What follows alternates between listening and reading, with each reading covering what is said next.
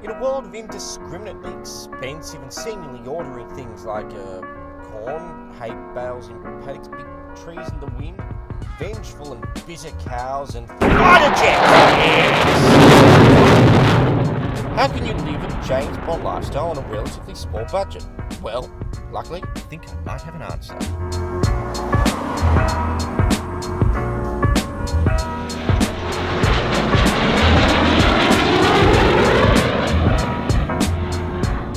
It's this, the 2005 Aston Martin DB9. Released in 2004, the looks and technology of the DB9 gave Aston Martin the renaissance it so desperately needed. So how's this now iconic package fared 15 years later? Well, you certainly couldn't say that the styling's gone out of fashion.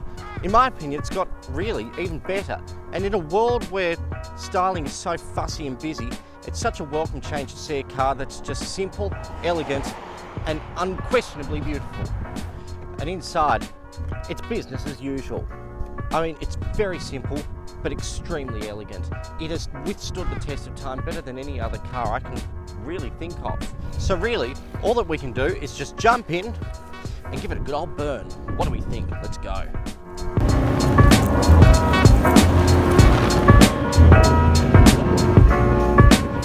So what are the first impressions of the 2005 Aston Martin DB9? Well, I mean, I'd be lying if I said I hadn't driven one of these before. I've driven quite a few of them. But what is certainly striking about this car, now that I think about it, is that it's 15 years old. And as far as I can tell, there is no evidence to suggest it's that old. I mean, it's still got very low Ks, this particular example. But not so much about that, just the way it drives. It still feels terribly modern. And that V12 up the front, it is one of the best sounding, creamiest engines I've ever encountered. And it's quite unusual in a V12 because they're inherently not particularly noisy. But this one makes the most stunning noise, and just have a listen to it.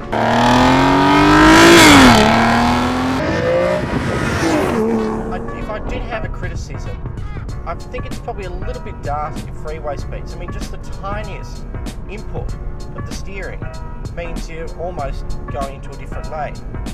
But to be honest, after driving it for a few minutes, you do get used to it. But the upside of having that inherent darkness is that the car just goes into a corner like nothing else.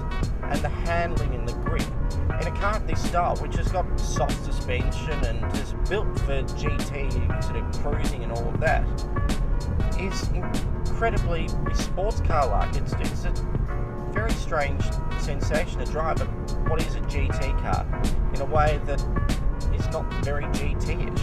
But I guess that's the advantage of the DB9, is it's a bit of a car for all people.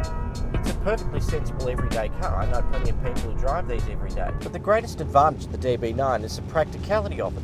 Not only is it compact in dimensions, has great visibility and a big boot, but there is also room for 4 people. And when you want to have fun, it makes a noise even Bond than the RAAF.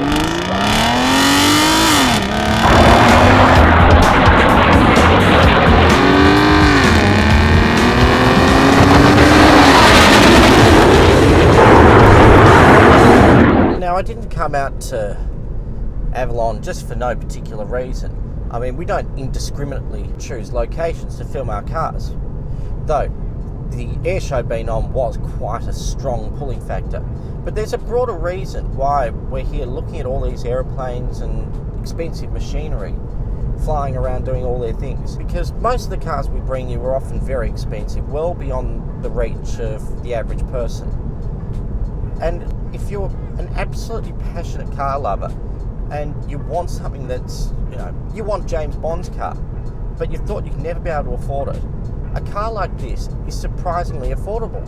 This particular example, with just 67,000 and a bit kilometres, is $94,990. Now that's still quite a lot of money, but when you consider how expensive this car was new, it's incredibly affordable. And just because the average aeroplane and the average supercar is unbelievably expensive, doesn't mean there aren't a few options that aren't. So forget about your $3 million cars. Why would you spend that when you can buy all of this for what is a relatively small amount of money. And it's still an Aston Martin, and it will always be an Aston Martin, and it's always going to be a DB9, and it's always going to look this good. It's a pretty compelling argument, if you ask me. Oh, more planes, look at that. Oh.